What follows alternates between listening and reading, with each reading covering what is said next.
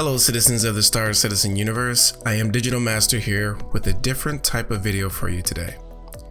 In this video, I want to discuss Cloud Imperium's upcoming edition of the server meshing technology and what that will most likely entail for the game Star Citizen. As one might expect, this is highly complicated and detailed subject matter.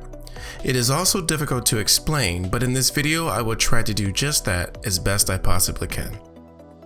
In my personal job and real life, I am in technology and very much aligned specifically to cloud computing. I also have been a game developer as a hobby over the past 10 years.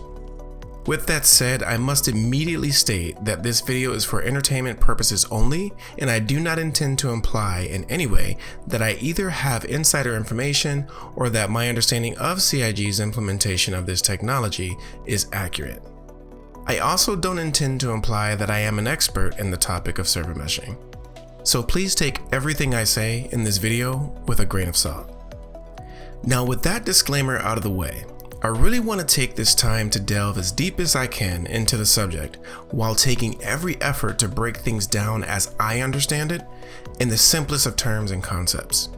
I would love to give the biggest shout out to CIG for the great video they published this past CitizenCon on server meshing, which I thoroughly watched many times over, by the way. I really think they did an absolute wonderful job of explaining the technology, and I for one feel like I have a decent grasp on what server meshing is and how CIG is implementing it as a result. I'm sure we'll have some fun with this one, so let's get started. Allow me to share my table of contents for this video, and that will consist of each component that CIG has currently shared with us so far about how they are implementing server meshing. This is based only on the information available as of today that I have found from CIG and in my own research. We will then finish with bringing it all together and discuss what we may be able to expect from this brilliant approach to expanding the Star Citizen universe.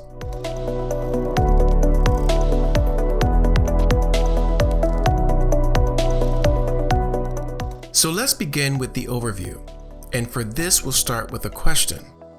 What problems or challenges is server meshing designed to solve? To attempt to answer this question, let me first explain how things work traditionally and generally for Star Citizen as of today. For those not familiar, traditional MMO architecture at a high level and from a service standpoint simply follows a client-server communication model. You and your computer being the client, and the game itself being hosted generally on back-end servers, all generally within the game's company or publisher's data centers or offices. As of today, I am confident that many game companies utilize cloud computing as well, no longer managing these servers themselves.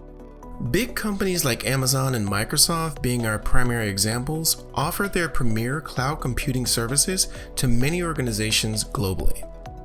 As far as the flow of communication at its most basic level, your client connects to that server is running the game, and bingo, you are enjoying the gameplay associated.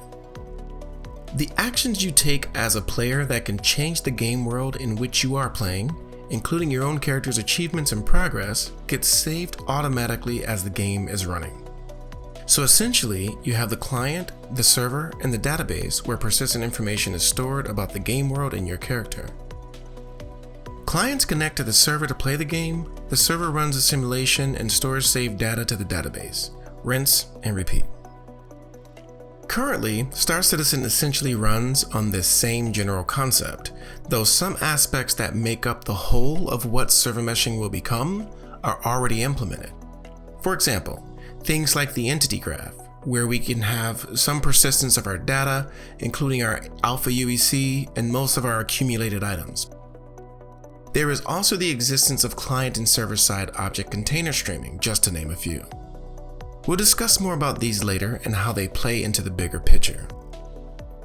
So going back to the question, what server meshing aims to solve here, in its most simplest terms, in my opinion, is the removal of limitations and bottlenecks that prevent the full scope of what Star Citizen was designed to be.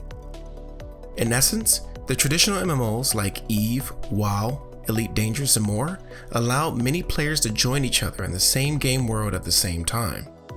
For EVE specifically, we're talking hundreds and maybe thousands of players in the same general area.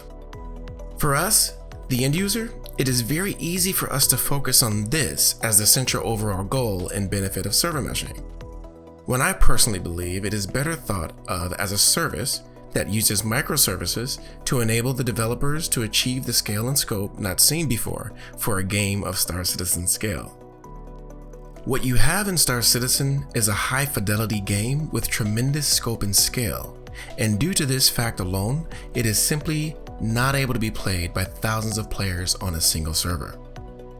The workload on that single server is far too much for that single server to handle alone. We can see this already today in Star Citizen with the performance issues that you may run into with just a 50-player max capacity server. So again, increasing the player cap with the current traditional client single server setup, this is just not possible, even by today's technological standards and beefy VM SKUs. So moving past that first question and on to another, how exactly does server meshing plan to solve this problem? At a high level, the answer is to introduce microservices, which will help facilitate the spreading out of the responsibility of a single server, traditionally speaking, over multiple servers and services. Not only this, but the nature of microservices is that they are decoupled and can be run separately on their own servers. We will really dig deeper into this when we cover the individual known components of server meshing as shared by CIG a little later in this video.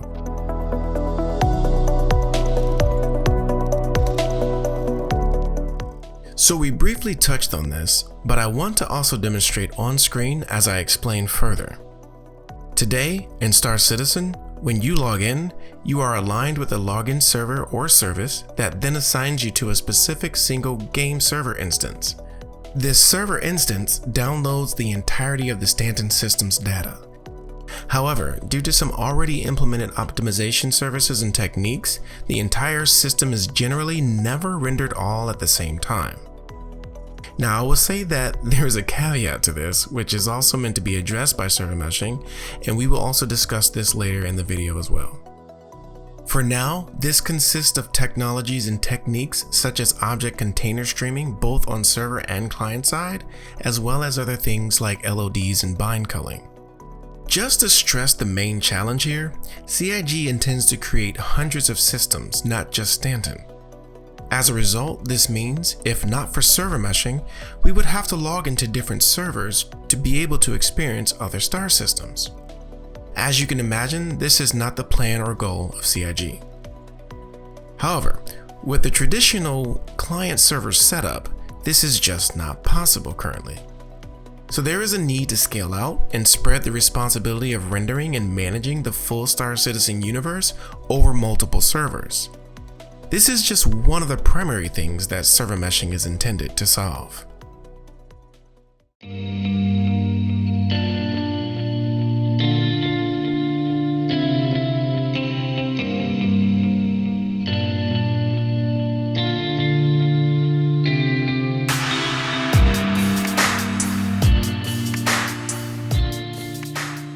Let's define object containers. As implemented in Star Citizen, object containers are pretty much as it sounds, in that there are abstract objects that contain game objects within. One way to view it is that it's a hierarchical structure that associates a group of objects to another parent object or container in the game. For example, Stanton is an object container in the game. In the Stanton container, there are 4 planets, many moons, and space stations. One of those planets is Microtech, and it has its own object container as well. New Babbage, the landing zone in Microtech, is inside of the Microtech object container, while still having its own object container containing the objects within that landing zone. So as you can probably imagine, there is the concept of object container nesting that appears to be present here. The benefit of this is really both more on the coding side of things as well as what we see and experience when things are rendered to our screens. If you notice, there is a slight hiccup in the game when you finally get to the end of your quantum travel, arriving at a planet. This is because that planet is being streamed in, while when you first engage your quantum drive upon leaving a planet, that slight hiccup is the planet you're leaving being streamed out. Things are being optimized as development continues, where we should see less and less performance hiccups when we travel to and from different planets and systems. When you think about client-side object container streaming, it's good to first understand that this is happening all on the client side. It is essentially the responsibility of the game code that's running on your computer. Client-side object container streaming is all about streaming in the contents of an area or region surrounding your player as quickly and efficiently as possible, all while streaming out the area that the player has just left. So the best way to visualize this is that there is an invisible sphere surrounding your character that extends a good distance away from the center. As you move around the game world, that sphere interacts with other game objects or object containers and in-game services that may also be inside of these containers. The fundamental idea is that every object container that your character's streaming bubble interacts with should then be rendered to your screen if it is within view of your character. However, as mentioned, these things can also be services like trains, ASOP terminals, or other simulations that need to be pulled into your machine's memory in some capacity or another. There are other client-side optimizations such as bind and occlusion culling, among other things that are also in play here. But for the sake of the topic at hand, just know that client-side object container streaming is all about rendering and bringing into memory what is in the local vicinity of the player character.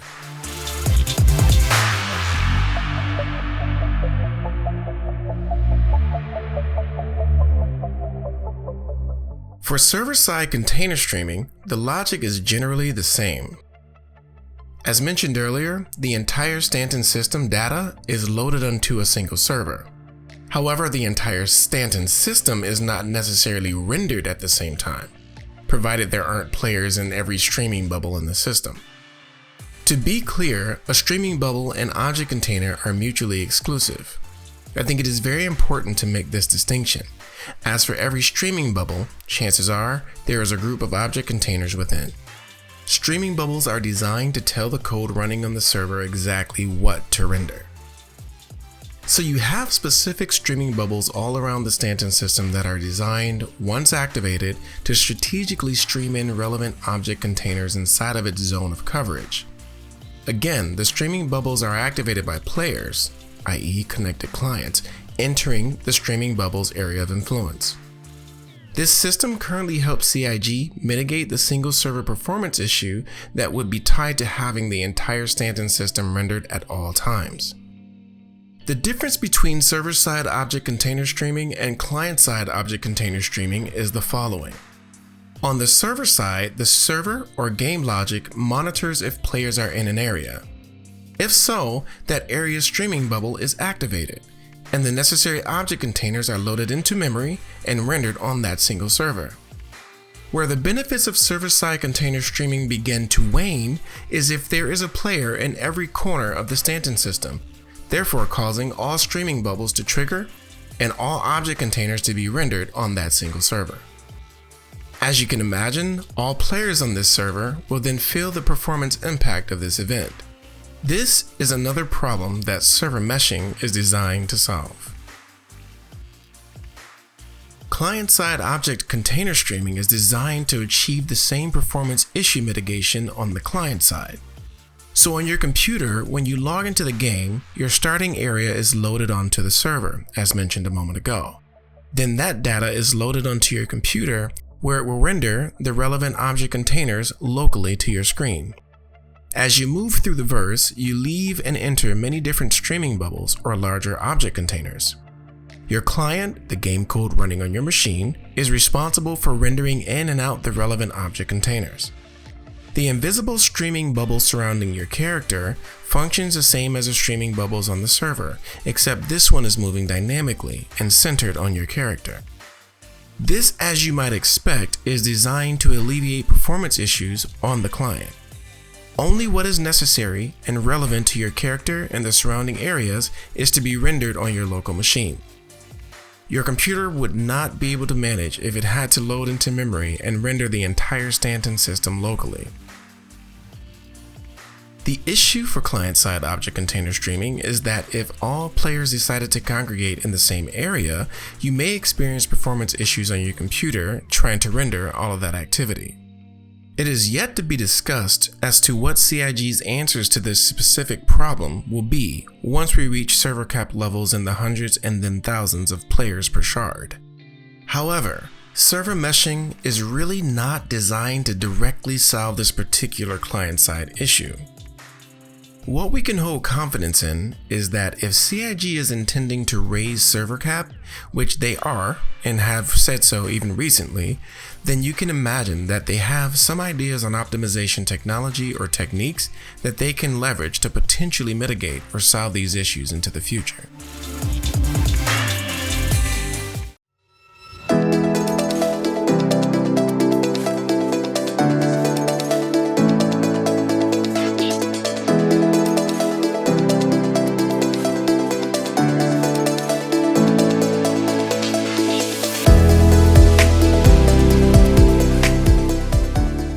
So, we are now ready to discuss server meshing, what it is, and how it may solve the issues we laid out earlier. Let's begin by talking about the server meshing architecture as explained by CIG. For this, I am focusing solely on the entity graph, replication layer, server nodes, and then shards. I will follow this up by attempting to bring it all together and explain how it affects the bigger picture overall.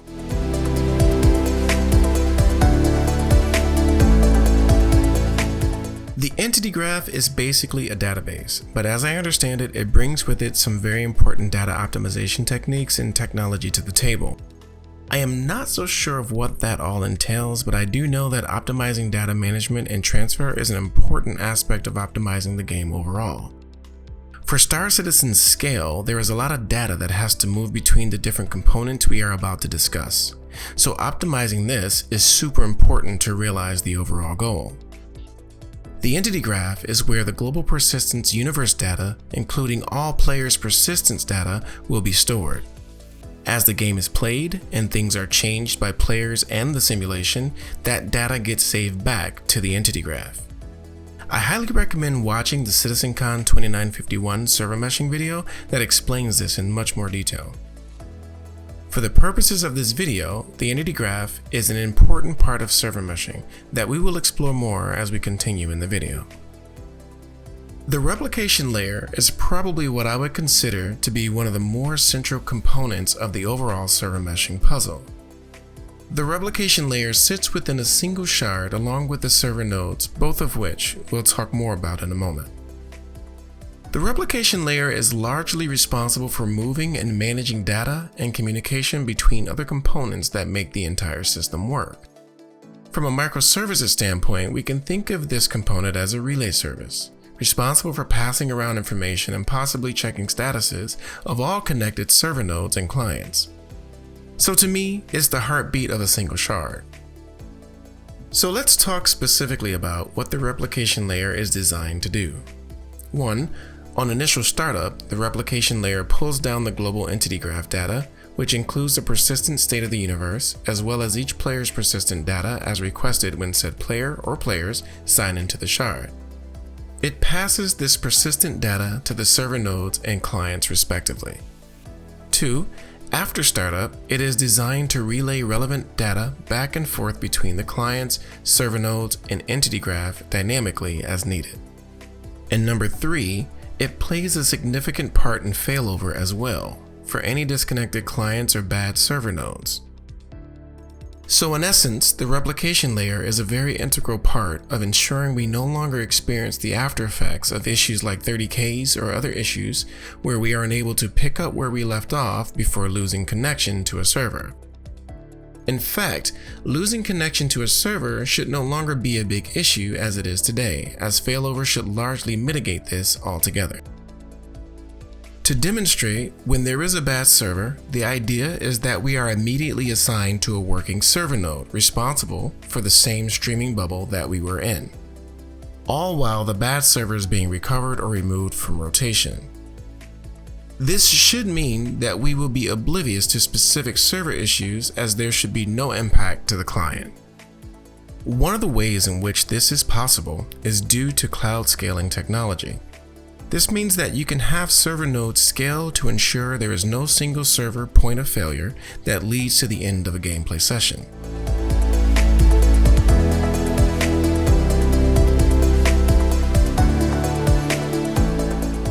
The server nodes are responsible for running the game simulation. This is essentially what the single server does in today's architecture. However, again referencing the earlier mentioned issues of running on a single server, the server nodes, as in plural, are in place to solve those problems altogether. However, it is not as simple as that makes it sound, so do allow me to explain further in more detail. Going back to our server-side streaming discussion, a single server is currently managing running the entire stand-in system by streaming in parts of the system as they are needed, and not all at one time. So again, we are talking about the entire stand-in system loaded to a single server, but utilizing streaming bubbles to turn on and off different areas of that system per demand. With the introduction of server nodes, different areas or locations of the persistent universe will run on each individual server node, and in some cases, the same location on multiple nodes. It would stand to reason that the entire Star Citizen universe will never be loaded onto each individual server node. Instead, each server node will have an area or location that it is assigned and therefore loads into its memory and rendered. As I am not exactly sure how CIG will configure this, let's theorycraft for a second. To share a quick example, I imagine that server node 1 loads Stanton, while server node 2 loads Pyro. It can also get more granular than that, in that server node 1 loads in New Babbage, while server node 2 loads in Port Tressler. I am not sure how granular CIG will take this, of course, but I assume it will all depend on how many players they ultimately decide to allow within a single shard. And more on shards in a moment. It makes sense to me then that this is how CIG will spread the responsibility of rendering and running the entire universe across many servers. This is also how they will manage large numbers of players in the universe. I will continue to explain. To share an example of how this most likely will work, each server node, given the area of the universe it is assigned to manage, will then also manage the players that are loaded into that area up to its individual server cap. This is where we bring up our previously mentioned concern of servers managing many players in the same area. Though we were talking about the client side effect, there is also a case for the server side effect. The solution to the server side, however, is most likely addressed by scaling. CIG has already stated that some server nodes will overlap in regards to different locations in the verse. I'd like to suggest that there will be multiple server nodes managing the same area as is required depending on player, connected client, demand. That is to say, number of players in a smaller concentrated area. This is where we get into authoritative server nodes versus non-authoritative. When a lot of players log into the same area, different servers managing that same area will have authority over a specific number of those players and objects, effectively load balancing the authority and therefore management across multiple server nodes. Let's quickly lay out a scenario using today's 50-player server cap as our example max per server cap limit. Let's also use 2 server nodes in our example for the sake of simplicity. With those 2 details, we arrive at a total of 100 possible players that could be loaded into Microtech at one time. The 2 server nodes have Microtech loaded into its memory, sharing the player management and objects of that planet. In this scenario, you would have 50 players managed by server node 1 and the other 50 players managed by server node 2. All the activity happening on Microtech would effectively be managed by both servers, where each server is responsible for authority and management of their own set of players out of the 100 and any relevant related objects or isolated objects on the server in general. Now, the first question that may come to mind here is how these 2 servers will communicate with each other so that everyone is seeing the impact of the activity at the same time. The answer is the replication layer. As actions unfold on Microtech, each server node is sending information about said activity to the replication layer, where the replication layer in return communicates relevant information back to all clients on those two servers, as well as the servers themselves. Of course, that would mean the communication between the replication layer, server nodes, and clients must be as efficient as possible. As discussed, scaling the replication layer can help to avoid any possible latency and bottleneck issues in this flow of communication. Another important thing to note about server nodes is the authoritative handoff process. This is when a server node that has authority over an object or player passes that authority to the relevant server node where that object or player is moving to. This is supposed to happen behind the scenes and nothing that the player can generally see. So overall, it solves the limitation of having players remaining static on a single server. Without that, or without allowing players to move between servers, the entire Star Citizen universe would need to be loaded on each individual server node just in case the player or players assigned decide they want to explore other areas far beyond the location and area that they initially loaded into. So, in summary, the server nodes are indeed the part of the puzzle where multiple servers begin to work together, i.e. server meshing. This will allow the full potential and scope of the overall game to become a reality.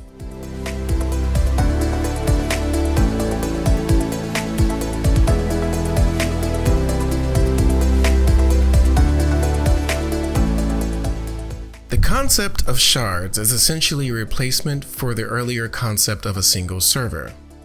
However, instead of a single server, we will now have a shard, which at a fundamental level is a closely coupled collection of services that each client connects to in order to play the game. A single shard consists of a replication layer service and multiple server nodes. The connected clients, that being the players, connect to this shard and initially interact with the replication service.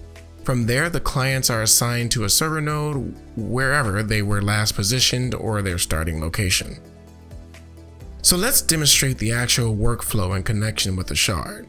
Again, as a disclaimer, this is my interpretation, and I am sure there are other micro components or additional components in general at play during this workflow. However, my aim is to demonstrate my understanding of it at a very high level. Step number 1. Player starts the game client. 2. The client connects to the shard in their closest regional data center. 3. The client signs in and is connected by the replication layer to the most relevant server node. 4. The player begins playing the game, where as they move through the universe, they are handed off between other server nodes as needed. 5. As they play the game, data is passed by the client back to the replication layer, information related to the player and its status, money, items, progress, etc. 6. The server nodes are also passing information about the world state that it is assigned to, as things change and leave a lasting impact on the persistent universe. The replication layer then takes this information from both the server nodes and clients and passes it to the entity graph for persistence. 8. It is worth noting that changes to the server node are also passed back and forth by the replication layer between other clients interacting with the same server node. 9. All of this is happening within a single shard. I want to temporarily divert the conversation to cloud computing for just a second. As I mentioned, I am in the technology industry, specifically the cloud computing space. So the concept of cloud computing services is not one that is lost on me. However, I obviously cannot speak to the exact implementation of how CIG plans to handle this aspect of things, but what we do know is that they are using Amazon Web Services, which is Amazon's prestigious cloud computing platform. From this, we can deduce that CIG will most likely utilize the full suite of cloud computing options available to them. So when we talk about services in cloud computing, these are highly scalable services. So as we talk about and think about each of these microservices as part of the overall server meshing concept, I believe that CIG has full plans to have these services scaling up and out dynamically as the long-term goal, if not right out of the gate. This is one huge benefit to using cloud computing, in that you get to save costs by having auto-scaling services that adjust and adapt to your service's consumption and/or forecasted demand.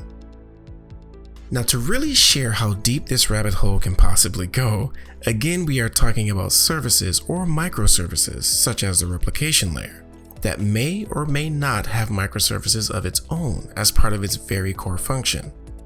The way it was presented to us, it may seem that the replication layer is made up of a single instance, where I personally believe it may be its own collection of microservices which can also be scaled as needed. So, we can agree that bottlenecks are a concern here that is part of what I believe server meshing was and is designed to solve. I believe that the replication layer may also be highly scalable when all is said and done. Otherwise, I struggle to see how the replication layer, as a single instance and as part of a single shard, will not become a bottleneck in and of itself. So logically, to prevent the bottleneck of the replication layer service, you can scale up the microservices that make up the replication layer, which communicates to and from the clients and server nodes, alleviating potential bottleneck and throttling issues. Now back to shards and the other components. So in summary, a shard is a collection of microservices that we discussed earlier, designed to facilitate the architectural and infrastructural requirements to realize the full grand scale and potential of Star Citizen.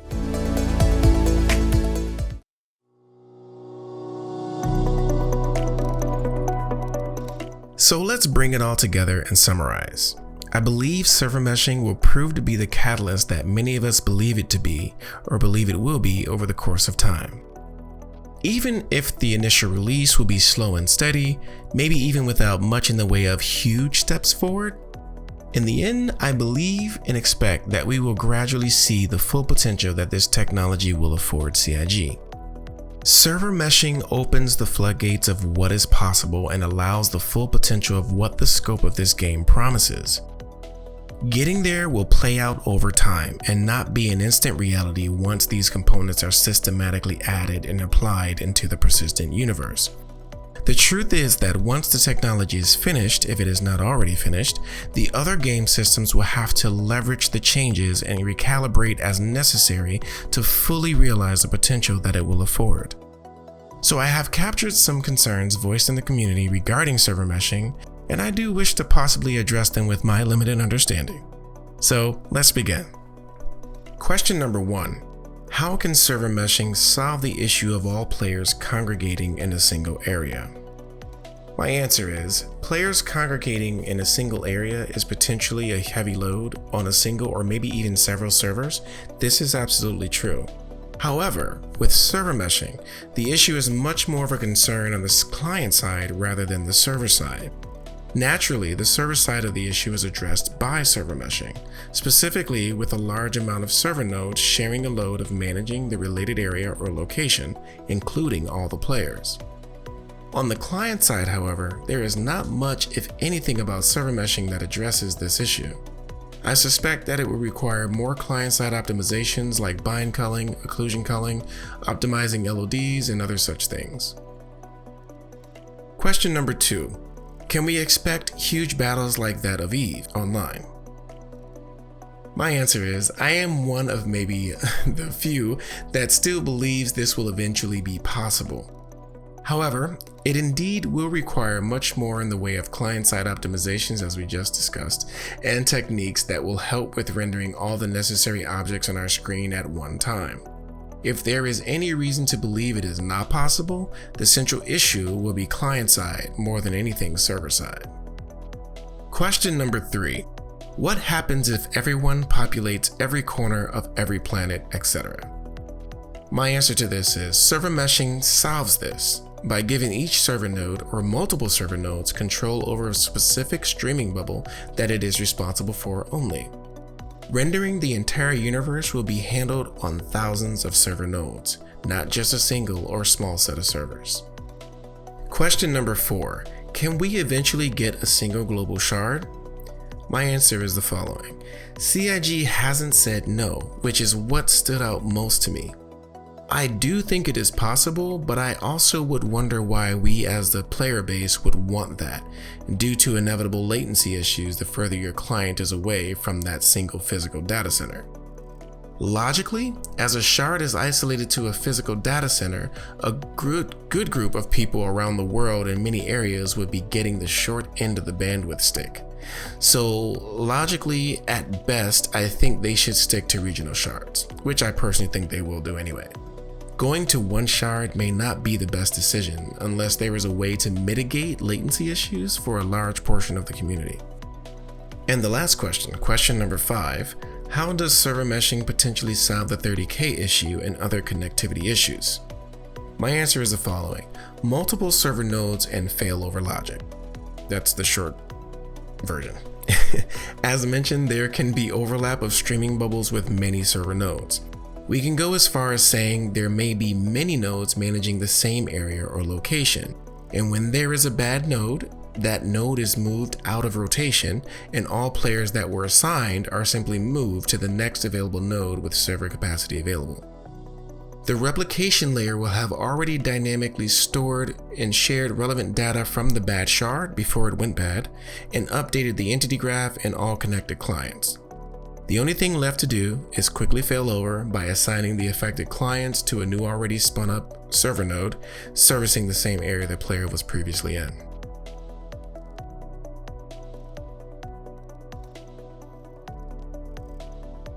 Alright, so that was a lot. And I really hope you enjoyed the video and my thoughts, my personal thoughts on server meshing. I love the idea of server meshing and it intrigues me greatly. If you agree or disagree or just want to talk about anything that I have shared, please let me know in the comment section below. I would love to discuss this further with you. With that said, thank you so much for watching this video and I hope to see you one day in the verse.